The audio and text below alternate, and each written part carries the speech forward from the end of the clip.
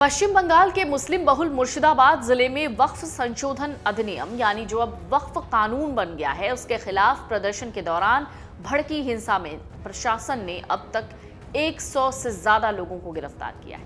यह हिंसा मंगलवार जंगीपुर इलाके में हुई जब हजारों लोग विवादास्पद वक्फ कानून को वापस लेने की मांग को लेकर सड़क पर उतर गए।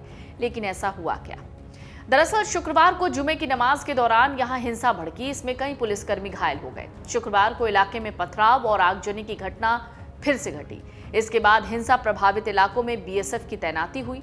शुक्रवार को सूती शमशेरगंज में हिंसा हुई। मुर्शिदाबाद एक मुस्लिम बहुल जिला है। यहाँ की कुल आबादी है 66.27%, जो कि मुस्लिम आबादी है। जिले का जंगीपुर इलाका भी मुस्लिम बहुल है, लेकिन अब हालात सामान्य हैं। जिले में जगह जगह भारी पुलिस बल तैनात है। जंगीपुर में अब भी इंटरनेट सेवा बंद है।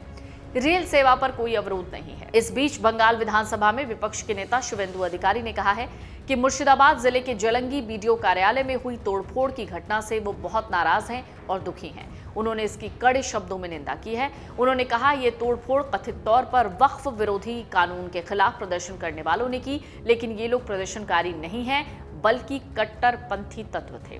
उन्होंने कहा ये कोई विरोध नहीं था बल्कि सुनियोजित हिंसा थी।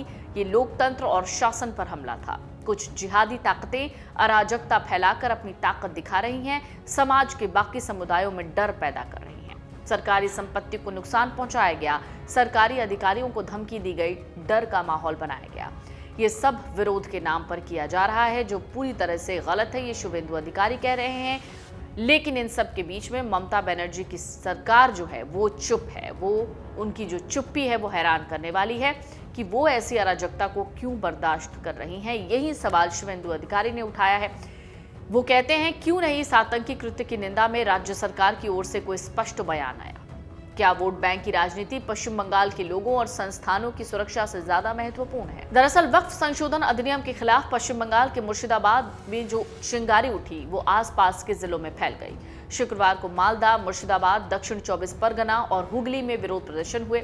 इस दौरान प्रदर्शनकारियों ने पुलिस वैन समेत कई गाड़ियां जला दी। पुलिस पर पत्थरबाजी हुई, दुकानों में आग लगा दी गई, जो सार्वजनिक संपत्ति थी उसका नुकसान किया गया। प्रशासन ने बताया कि हंगामे की आशंका को देखते हुए प्रभावित इलाकों में पाबंदियां लगा दी गई, इंटरनेट सेवाएं बंद कर दी गईं।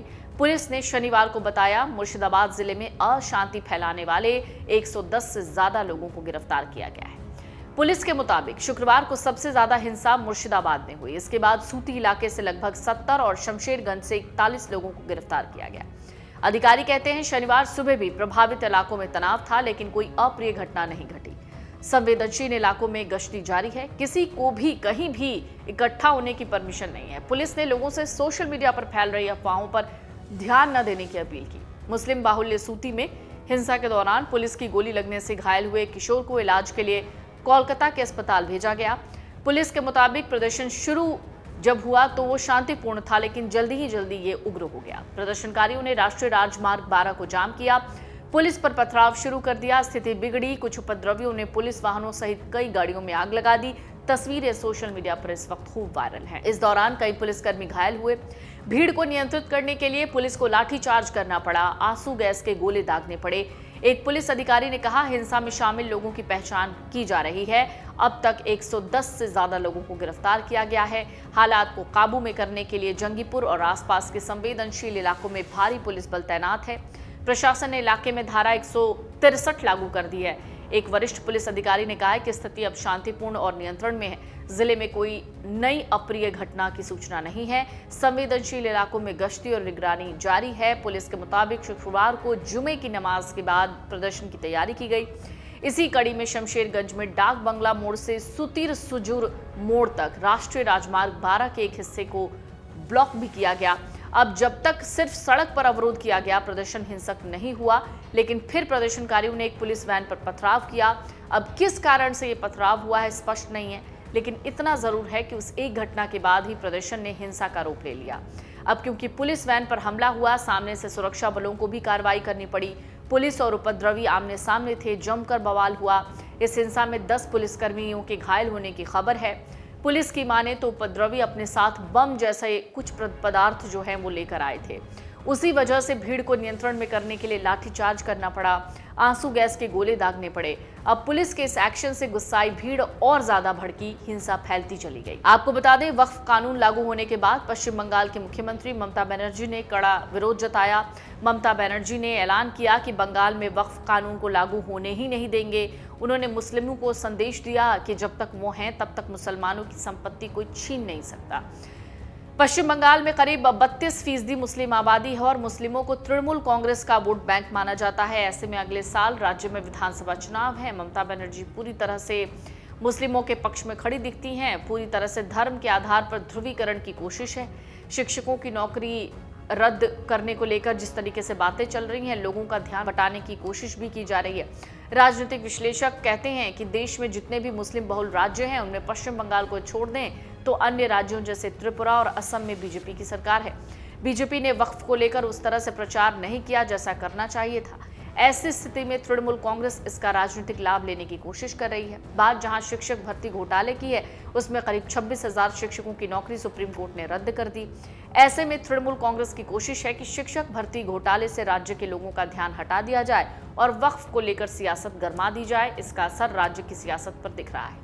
राज्य में ये प्रचार हो रहा है कि वक्फ कानून आने पर मुसलमानों के धर्म स्थान, यहाँ तक कि कब्रिस्तान भी बदल दिए जाएंगे या उनमें दखल अंदाजी हो जाएगी। दरअसल कुछ राजनीतिक विश्लेषक ये मान रहे हैं कि सीएए के बाद जिस तरीके से वक्फ के खिलाफ हिंसा शुरू हुई है, ये कहीं ना कहीं ये दिखाती है कि राज्य के मुस्लिमों में असंतोष है और असंतोष के शिकार पुलिसकर्मी हो रहे हैं, पुलिस पर हमले हो रहे हैं।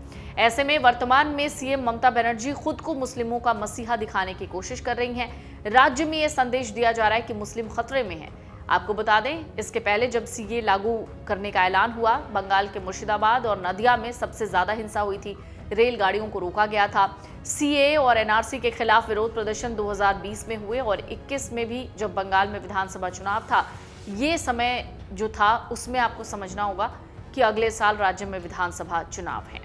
ममता बनर्जी वक्फ को एक मुद्दा बनाना चाहती हैं। तृणमूल कांग्रेस लोगों में संदेश देना चाहती है कि केवल दीदी ही उनकी रक्षा कर सकती है। कुछ राजनीतिक विश्लेषक कहते हैं इस कारण ममता बनर्जी चाहे शिक्षकों की रैली हो या फिर जैनियों के कार्यक्रम, सभी जगह मुस्लिम और वक्फ को लेकर बात कर रही हैं। बांग्ला नव वर्ष के मौके पर 16 अप्रैल को कोलकाता में इमामों की बैठक बुलाई। इस बैठक में भी ममता ने यही संदेश देने की कोशिश करने वाली है। वहीं बीजेपी ने इसे लेकर ममता बनर्जी पर हमला बोलना शुरू कर दिया है। 2026 के विधानसभा चुनाव से पहले धर्म के आधार पर ध्रुवीकरण की कोशिश हो रही है। बीजेपी नेता और नेता प्रतिपक्ष शुभेंदु अधिकारी ने इसको लेकर ममता बनर्जी पर निशाना साधा है। लिखा है, पश्चिम बंगाल में विरोध प्रदर्शन के नाम पर कट्टरपंथियों के एक निश्चित समूह द्वारा बड़े पैमाने पर हिंसा, अराजकता देखी गई है। ये लोग जिन्होंने स्पष्ट रूप से कहा है कि वो भारत के संविधान के खिलाफ हैं और देश के कानून का विरोध करेंगे, सड़कों पर उतर आए हैं। अब इन सब के बीच शुभेंदु अधिकारी ने यह भी कहा है कि सार्वजनिक और निजी संपत्तियों को मनमाने ढंग से नुकसान पहुंचाया जा रहा है। सार्वजनिक सुरक्षा से समझौता हो गया है क्योंकि आम लोग इन क्रूर कट्टरपंथियों की भीड़ की दया पर हैं। प्रशासन ने मुर्शिदाबाद जिले में उत्पाद को नियंत्रण करने के लिए अनिक्षा से बीएसएफ कर्मियों की तैनाती की मांग की है। उन्हें अन्यत्र केंद्रीय बलों की तैनाती की मांग करने से कौन रोक रहा है, ये बातें शुभेंदु अधिकारी ने कही हैं। और इस बीच जो बंगाल की राजनीति है वो बहुत ज़्यादा गरमाई हुई है। लगातार बंगाल में खास तौर से मुर्शिदाबाद में वक्फ कानून को लेकर बवाल चल रहा है। फिलहाल जो स्थिति है वो कंट्रोल में है, लेकिन ममता बनर्जी के बयान ने कहीं ना कहीं और इस तरीके की भीड़ को भड़का दिया है। अगर आप ये वीडियो YouTube पर देख रहे हैं तो हमारे चैनल को सब्सक्राइब कर बेल आइकन दबाएं और Facebook पर देख रहे हैं तो हमारे पेज को लाइक करें। 8 मिलियन प्लस सब्सक्राइबर, आपके इस भरोसे के लिए बहुत धन्यवाद।